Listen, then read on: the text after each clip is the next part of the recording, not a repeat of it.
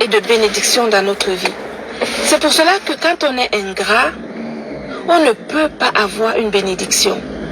Quand on a un mauvais fond, qu'on est méchant, mauvais,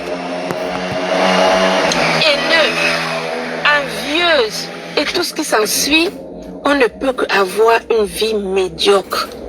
La médiocrité de la vie des ingrats se résume à leur statut social, à la médiocrité justement de leur intellect, à leur façon d'être, tout simplement. Et il y a quelqu'un qui a dit que on n'a que la vie que nous méritons. On n'a que la vie que nous méritons.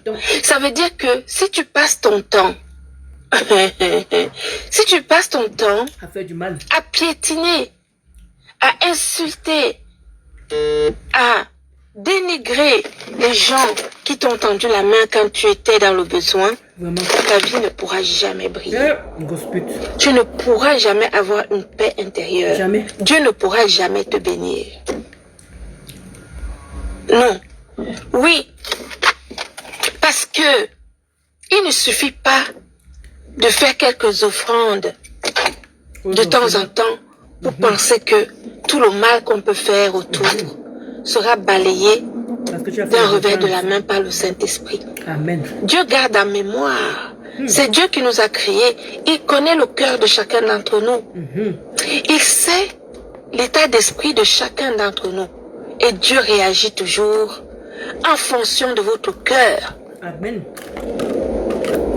Coucou la reine, tu vas réagir toujours en fonction de notre cœur. Dieu réagit toujours en fonction de notre état d'esprit.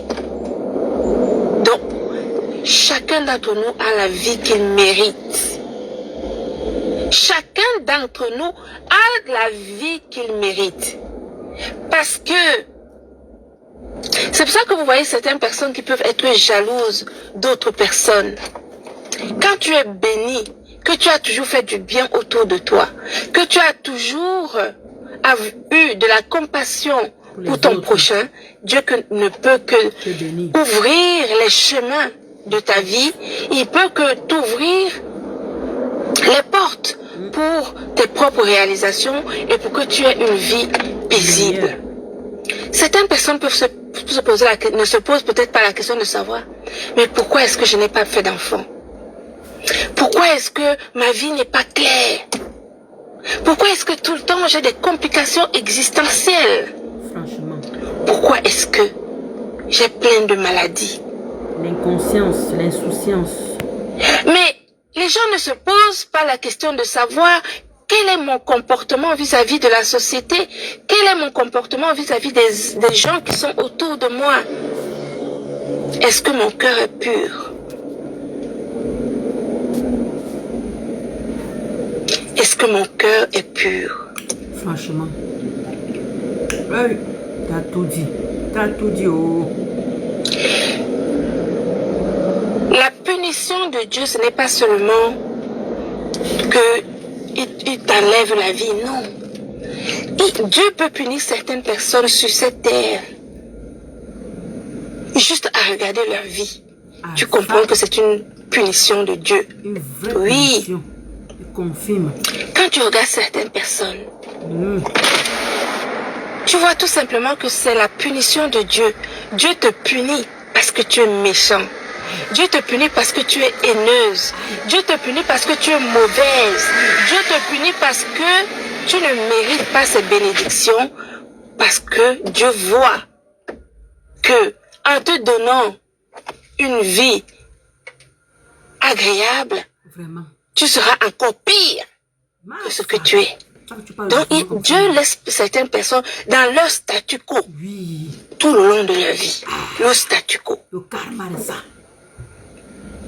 Le karma. On appelle ça le karma. Dieu peut punir une personne tout le long de sa vie. C'est-à-dire que la personne tente de faire quelque chose, ça ne marche pas. Il essaie de faire telle chose, ça ne marche pas. Il tente telle chose, ça ne marche pas. Il se résume à survivre. À survivre. Il se résume à la bassesse de son existence. Ah, Oui, ça. la bassesse de son existence. C'est dosé, maman. Parce qu'il n'y a pas pire. Hein. Quand Dieu te punit, je vous dis mes amis, quand Dieu te punit d'une manière sévère, Dis-nous, maman. ça se voit sur tous les plans de ta vie. Tous, il n'y en a pas un seul qui est positif. Tout est négatif. Ah, ça, Tout est négatif. je confirme, maman. Je confirme.